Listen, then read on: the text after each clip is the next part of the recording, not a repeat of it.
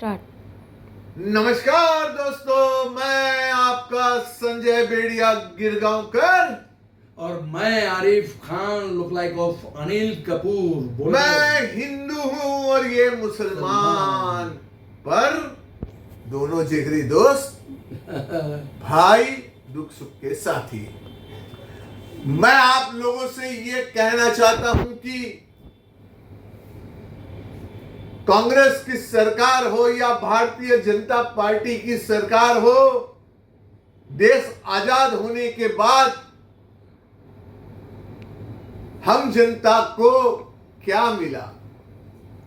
मैं मुंबई करों की बात करना चाहता हूं। मुंबई कर इतना कष्ट उठाते हैं जीने के लिए, और आज भी आप राजनीतिक पार्टी हिंदू मुसलमान, हिंदू मराठी, इसी में उलझे हुए हैं और हम 1.5 करोड़ लोगों को इसी में उलझा रहे हैं।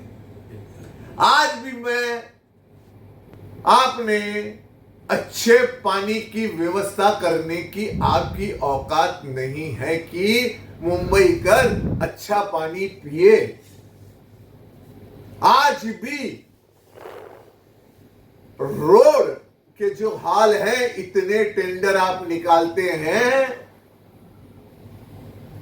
इतने बड़े बड़े खड्डे हैं, 2 व्हीलर हो या 4 व्हीलर, जो टैक्स देता है उन खड्डों में जाकर उनकी गाड़ियां टूट जाती है। उनके बारे में आपने कभी सोचा? नहीं ना। आप क्यों सोचेंगे? राजनीतिक पार्टी जितनी है, चोर चोर मुसरे भाई हैं। 100%। आप यह जानते हैं कि मुंबई का एक सामान्य आदमी जिसको 15,000 की पगार मिलती है और जिसके 2 बच्चे हैं, वो अपना घर कैसे चलाता होगा, कैसे स्कूल की फीस भरता होगा, कैसे अपने बच्चों की परवरिश करता होगा, क्या खाता होगा। मुंबई कर स्वाभिमानी है, भीख मांगने नहीं आता, और ना ही आपकी इतनी दानत है कि आप दे सकते हैं। हम सब्जी खरीदते हैं, सब्जी के पूरे भाव देते हैं, पर हम आज केमिकल वाली सब्जी खाते हैं। हम दूध लेते हैं, दूध का पूरा पैसा देते हैं, पर हमको चूने वाला दूध पिलाया जाता है। पनीर डुप्लीकेट, सब्जी डुप्लीकेट, चावल डुप्लीकेट, अनाज डुप्लीकेट, फल फ्रूट डुप्लीकेट। फल फ्रूट खाने से कहते हैं कि तबीयत अच्छी होती है, पर आज मुंबई के फल फ्रूट आप खाओ तो आपकी तबीयत खराब हो जाती है, गला बैठ जाता है। आपने क्या किया इस विषय पर कि मुंबई करों की तबीयत अच्छी रहे, उन्हें अच्छा खाना मिले, बिगर केमिकल का खाना मिले। हम मध्यम वर्ग के लोग सरकार के पास में अनाज लेने नहीं आते। हम मध्यम वर्ग के लोग, लोअर क्लास के लोग मेहनत करते हैं। मुझे तो सरप्राइज होती है जो गवर्नमेंट अधिकारी है, जो पुलिस वाले हैं, जिनको 40,000 50,000 की पगार है, वो अपना घर कैसे चलाते हैं। मुझे तो बहुत बहुत आश्चर्य होता है। आप तो अभी भी हिंदू मराठी, हिंदू मुस्लिम, इसके आगे आए ही नहीं।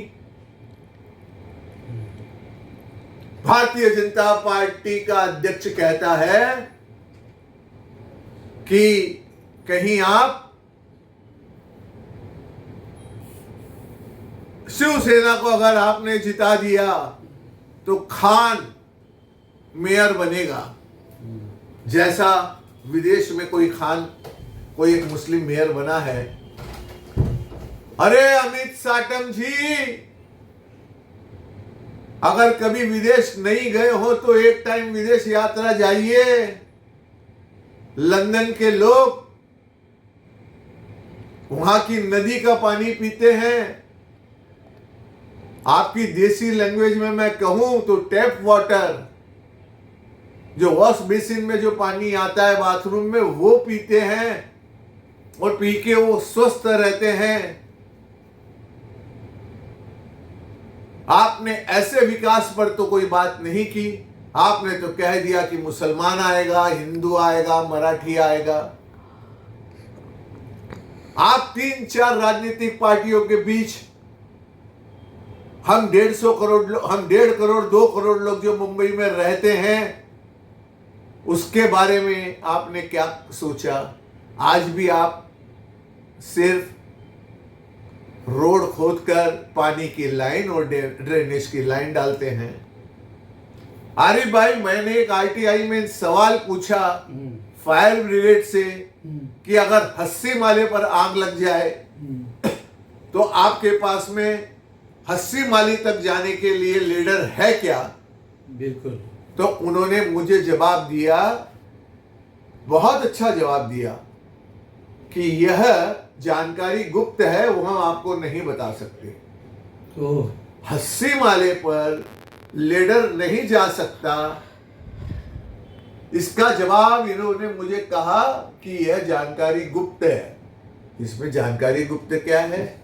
हम कौन सी रक्षा रक्षा रक्षा रक्षा की बात कर रहे हैं कि जिससे रक्षा को तकलीफ हो? यह मुंबई महानगर पालिका का एक भ्रष्टाचार है। जो आएगा भ्रष्टाचार करेगा, जो था उसने भ्रष्टाचार किया।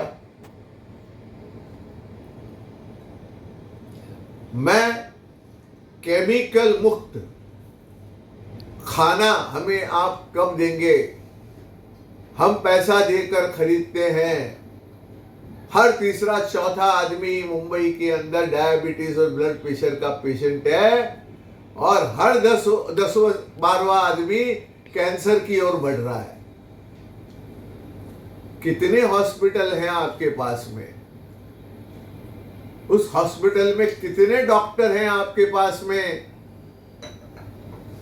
अरे अमित साटम जी, आपने ये तो कह दिया कि वहां खान मेयर आएगा, पर आपने ये नहीं बताया कि वहां की म्यूनिसिपलिटी हॉस्पिटल की क्या हालात है। वहां की म्यूनिसिपलिटी हॉस्पिटल का एक विजिट करिए, फिर देखिए कि हॉस्पिटल किसे कहा जाता है। एक सामान्य आदमी की भी उस हॉस्पिटल के अंदर जो ट्रीटमेंट होता है, वह ट्रीटमेंट मुंबई के प्राइवेट हॉस्पिटल में भी नहीं होता। आपने विकास की बात तो नहीं की।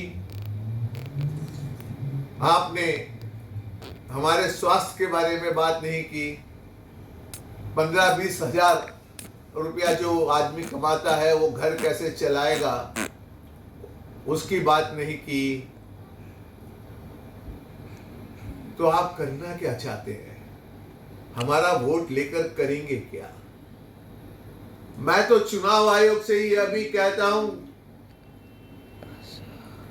कि जैसे हमें वोट देने का अधिकार है, वैसे हमें वोट लेने का भी अधिकार हो। बिल्कुल बिल्कुल 100%। जैसे हम एक एटीएम मशीन के अंदर बैंक में पैसा डालते हैं और जब मन करे जब हम एटीएम से वो पैसा निकाल लेते हैं, ऐसी सुविधा भी होनी चाहिए हर विधानसभा के स्तर पर कि मैंने वोट डाला और मेरा एमएलए दल बदल कर, जैसे शिंदे चले गया बीजेपी के साथ, तो मैं मेरे एमएलए का वोट विड्रॉ कर सकूं। और जब मैं मेरे एमएलए का वोट विड्रॉ करूं एटीएम मशीन से और वो हार जाता है, उसके वोट की संख्या कम होती है, जो सेकंड नंबर पे है, फिर वो एमएलए रहे। सिर्फ हमें वोट देने का अधिकार है, लेने का अधिकार क्यों नहीं है?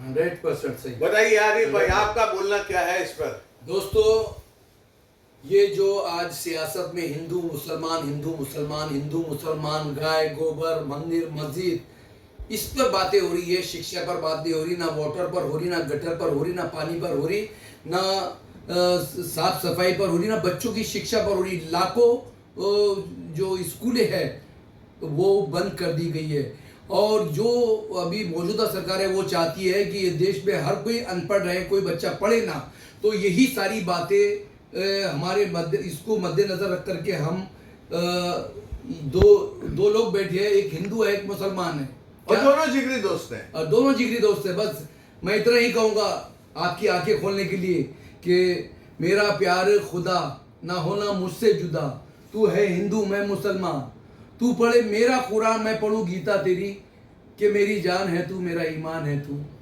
तो ये दोस्तों, हिंदू को मतलब इंसान को इंसान समझो, हिंदू या मुसलमान मत समझो। और एक राजा जो होता है वो प्रजा का होता है। अटल बिहारी वाजपेयी साहब ने नरेंद्र मोदी साहब को कहा था कि राजा जो होता है वो प्रजा का होता है, उसमें प्रजा फिर वो हिंदू हो, मुस्लिम हो, दलित हो, सिख हो, ईसाई हो या आदिवासी हो, राजा का जो मामला होता है पूरी प्रजा को अपने एक आंख से देखता है। तो यही सब बातें हम बोलने के लिए, समझाने के लिए आज ये बहस कर रहे हैं, और हम सियासतदानों को हम जगाने की कोशिश कर रहे हैं। मैं आप लोगों से कहता हूं, आपके कैंडिडेट से पूछिए, विदाउट केमिकल का खाना हमें कब दोगे, विदाउट केमिकल का दूध हमें कब दोगे, शुद्ध पानी हमें कब दोगे, और ये जो मिलावटखोर करते हैं उन पर क्या सजा होगी, उन पे सजा क्यों नहीं होती? आज छोटे छोटे बच्चे जो पैदा होते हैं उन्हें डायबिटीज है, वो दूध नहीं पी सकते। आप ये सब नहीं करेंगे, आप करेंगे हिंदू मराठी। मित्रांनो, माझी सर्वांना निवेदन आहे, 15 तारीखला तो निवडणूक मुंबई कॉर्पोरेशनचा आहे, त्यांना मत करा, पण कॅन्डिडेटशी बोलून घ्या। आमच्या एरियामध्ये विदाउट केमिकल फूड, व्हेजिटेबल्स ची आम्हाला सोय करून द्या, नाहीतर नेक्स्ट इलेक्शन मध्ये तुम्हाला आम्ही मत देणार नहीं। और मैं नेताओं को कहता हूं, नेपाल में जो जेनजी हुआ वो हिंदुस्तान में भी होने की तैयारी है। बिल्कुल, लोग परेशान हो चुके हैं। आप लोगों ने मुंबईकरों को जितना कष्ट दिया है, हम कष्ट उठा रहे हैं, पर कष्ट की भी एक परिकाष्ठा होती है। जब वो सीमा के ऊपर चले जाएगा तो हम भी रोड के ऊपर आएंगे और तुमको सबक सिखाएंगे, और बिल्कुल सबक सिखाएंगे। मेरी आप सभी मुंबईकरों से निवेदन है, मैं किसी राजनीतिक पार्टी के विषय में नहीं कह रहा, ये चोर चोर मोसेरे भाई है, समझे ना। अब ये चुनाव के बाद राज ठाकरे जी शायद बीजेपी के साथ चले जाए। बिल्कुल, हाँ, अरे जब बीजेपी एमआईएम के साथ अलायंस कर सकती है, बीजेपी जब कांग्रेस के साथ अलायंस कर सकती है, मेरे गांव की बात है। हाँ, तो मैं कहा किस पे भरोसा करूं? अरे अमित साटम जी, वो मेयर का छोड़िए, जरा विदेश घूमकर आइए, वहां की पानी, वहां का फूड। आप लंदन चले जाइए और किसी इंडियन रेस्टोरेंट में खाना खाइए, तो वहां पर जो गेहूं की रोटी मिलती है, आपने जिंदगी में भी इंडिया में वो रोटी नहीं खाई होगी। बिल्कुल, वो चावल वहां के जो मिलते हैं, आपने जिंदगी में भी वैसे चावल नहीं खाए होंगे, क्योंकि वहां की सरकार इन सब बातों पर निगरानी रखती है। मिलावटखोर का एक भी सामान आपको होटल, रेस्टोरेंट और कोई भी शॉप में नहीं दिखेगा। और हम यहां खाते हैं और बीमार होते हैं। बीमार होने का कारण खाना है। खाना हमें शुद्ध दीजिए, नहीं दे सकते हैं तो चलते बनिए, और कोई आएगा। इतिहास कहता है कि एक राजा फिर आएगा और पूरे देश को संभालेगा। उसी दिन का इंतजार है। सभी नेताओं को चेतावनी है, सुधर जाओ। जेएनजी तैयार खड़ा है। अगर अब भी न सुधरोगे तो मिट जाओगे सियासतदानों, तुम्हारी दास्तां तक भी ना होगी दास्तानों में। यही बात बताने के लिए जो श्रीलंका का हाल हुआ, जो अभी बांग्लादेश का हाल हुआ, जो नेपाल का हाल हुआ, वो आपके सामने एक प्रूफ है। यहाँ की जनता जाग रही है क्या, सो नहीं रही है। यही बताने के लिए आज संजय बेड़िया और आरिफ खान आपके सामने आए हैं। तो बस यही कि सुधर जाओ और वोटरों मेरे मुंबई करो, बहुत सोच समझ कर वोट डालना। तुम भी जाग जाओ, जागो, सब जागो। एक दिन आएगा जब हम रोड पर आएंगे और इन्हें सबक सिखाएंगे। नमस्कार, जय हिंद, जय महाराष्ट्र।